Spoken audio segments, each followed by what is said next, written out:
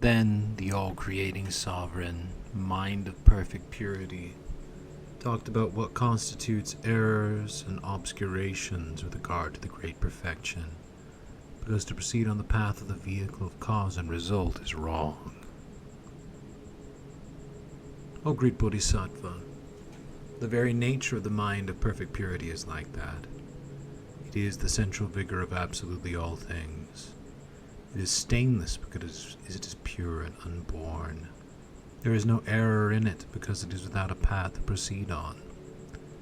It is effortless as it is totally perfect from the primordial. The mind of perfect purity, the essential vigor of all things, is one. But if one would count it as one, then it constitutes an error. To proceed on something which is without progress constitutes an error. Viewing the imperceptible constitutes a wrong with regard to the invisible. Although everything is one in suchness, there are some who, by working on the causes, desire to obtain later the results, and by means of the 10 perfections, they aspire to achieve the 10 bodhisattva stages. These practitioners will be obscured with error for 3 eons. Even if they purify the state of their vows and pledges by practicing the 3 purifications of the outer, inner, and intellectual realms, the 5 forms of enlightening insight, and the 4 limbs of miracles, they will still be obscured by error for 7 lifespans. Those who hold a view that by preparing the causes they will obtain the results, and by considering doctrinal views and religious practice to be 2 different things, they will be in a state of error and obscuration as to what is non-dual for 3 lifespans.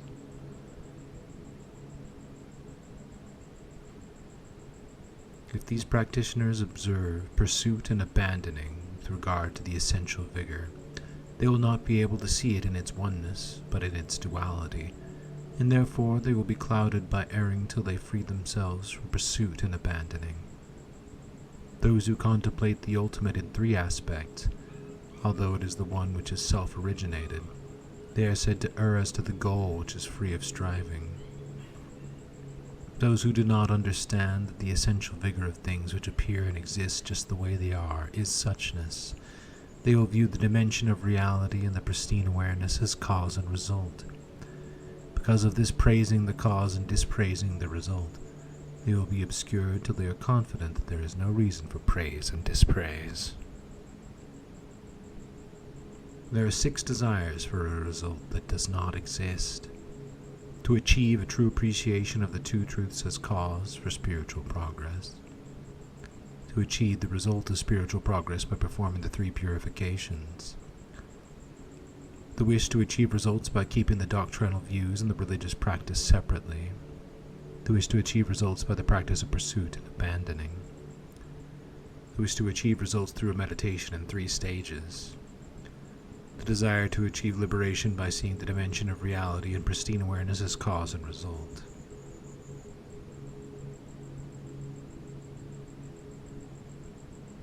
These are the 6 wishes for achievement. There are 6 errors and 6 obscurations in turn. I say the practitioners should rid themselves of the faults of these 6 wishes for achievement, because such desire is faulty, obscuring and wrong with regard to the mind of perfect purity. I also declare examining and reflecting to be an error and obscuration, as I do with such concepts as subject and object, and doctrinal views and religious practice. Doctrine and practice, pursuit and abandonment, striving and achieving, causation. All these concepts are an obscuration, as they are wrong with regard to the great bliss which is without effort. The mind of perfect purity is like the sky. This mind itself, the reality, is like the sky, and therefore it is said, no doctrine is to be contemplated, nor vows to be observed. The salutary acts are without effort, and pristine awareness is without obscuration. There is no practicing of the 10 bodhisattva stages, and no path to proceed on. Things are neither subtle nor dual, nor dependent. There is no accurate sacred instruction firmly established except for that about the mind. There is no definition of the instructions except that they are beyond praise and dispraise. This is the right view of the great perfected mind of perfect purity. By meditating in 6 ways upon what is not to be meditated upon, that one beyond doctrinal view, an erroneous obscuration will come because of such a view full of error and obscuration. By observing the 6 vows with regard to that which one which is beyond observance, an erroneous obscuration of these vows will occur because of such obscuring error. By pursuing the 6 salutary acts with regard to that one which is without effort, an erroneous obscuration of these acts will occur because of such obscuring error. By generating the 6 pristine awarenesses with regard to that one free of obscuration, an erroneous obscuration of this pristine awareness will occur because of such obscuring error. By generating the 6 achievements of practicing the bodhisattva stages with regard to that one which is not to be practiced, an erroneous obscuration of the 10 bodhisattva stages will occur because of such obscuring error. By generating 6 forms of progressing on the path with regard to that one which is of no progress, an erroneous obscuration of this path will occur because of such obscuring error. By generating 6 ways of grasping with regard to that one which is not to be grasped, an erroneous obscuration of the existing things will occur because of such obscuring error. By generating 6 ways of linking with regard to that which is non-dual, an erroneous obscuration of this linking will occur because of such obscuring error. By producing 6 certainties with regard to that one truth, an erroneous obscuration of these sacred instructions will occur because of such obscuring error. By producing 6 ways of explanation with regard to that one which is inexplicable, an erroneous obscuration of the religious instruction will occur because of such obscuring error. This mind of perfect purity is the essential vigor of all. There is no need for accomplishing the goal by seeking the realization of the 10 characteristics of my true nature, because my own being is consummate from the primordial.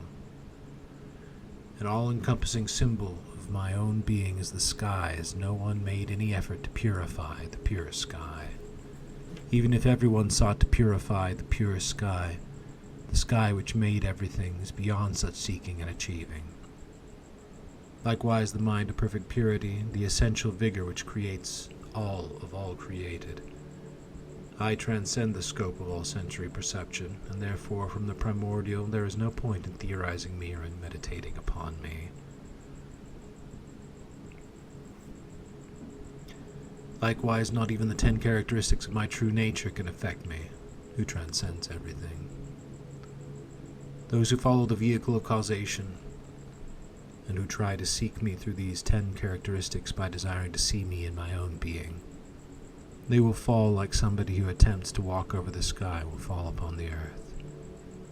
Who desires to proceed by means of these 10 characteristics will likewise fall. My own being is firmly taught to be the origin of the universe. Because I am transcending the scope of sensory perception, no doctrinal view about me should be contemplated upon. Likewise, because the 10 characteristics of my true nature lack meaning, so do not reflect upon a possible meaning of them. Contemplate suchness, but don't make up doctrinal views about me, as I am never an object to be seen through doctrinal views.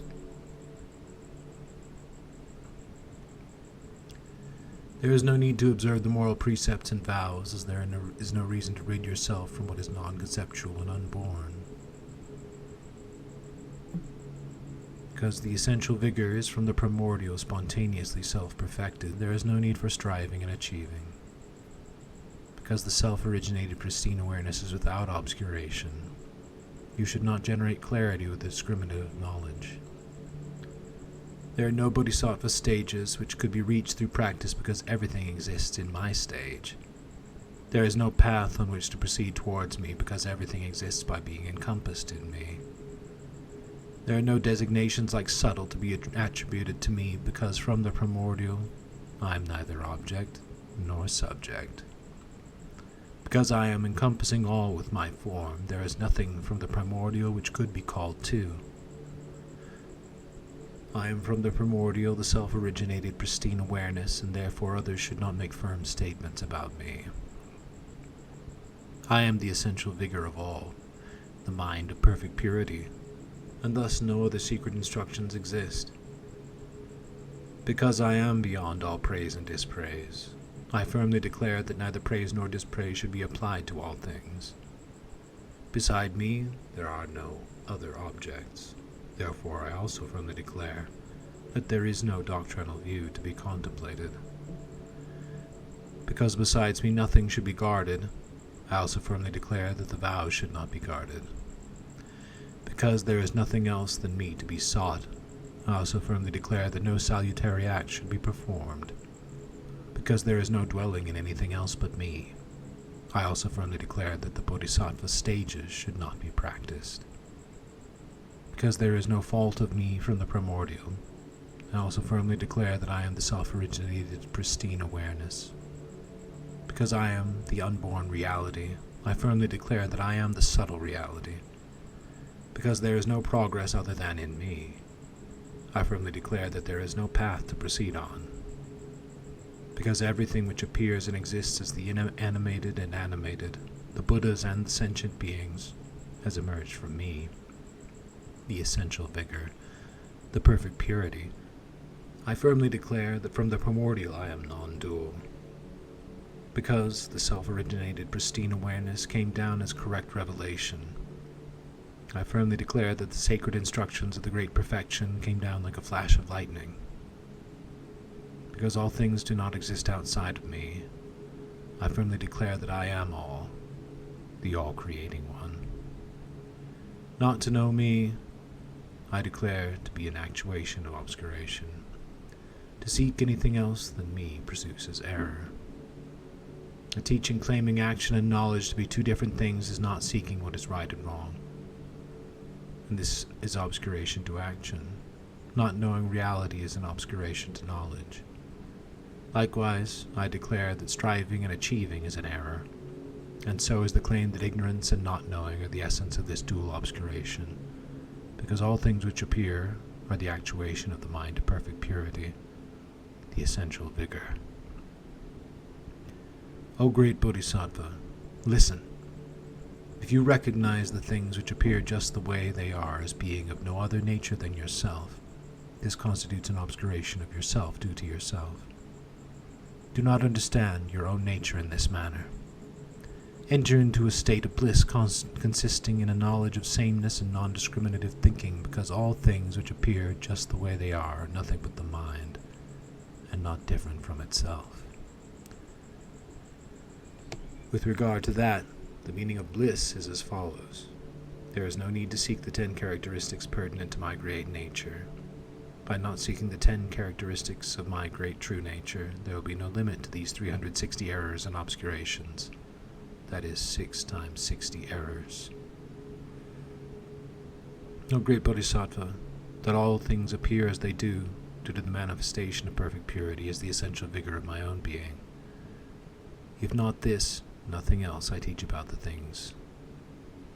I tell you, do not try to intellectualize this. I recommend that you, O great Bodhisattva, will teach the hosts of retinues in the same way as I taught you. Such, she said. This is the 9th chapter of the all-creating sovereign, the mind of perfect purity, in which the removal of faulty errors and obscurations is taught.